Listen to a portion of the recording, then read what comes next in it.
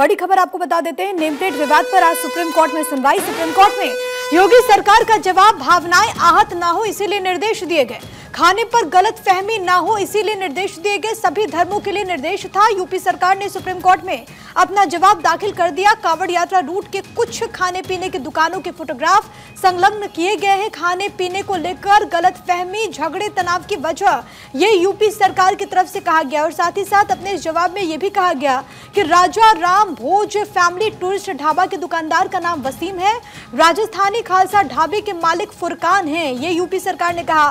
पंडित जी वैष्णो ढाबे के मालिक सनव्वर राठौड़ हैं।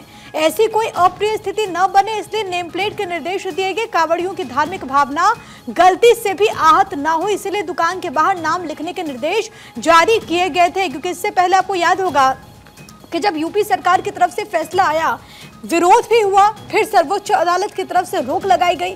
बकायदा ये कहा गया कि तमाम जो राज्य सरकारें हैं, चाहे वो यूपी हो, उत्तराखंड और मध्य प्रदेश, उनको नोटिस जारी कर जवाब मांगा गया। और अब इसको लेकर के जो बड़ी खबर है वो ये कि योगी सरकार ने इसको लेकर के जवाब दाखिल कर दिया है।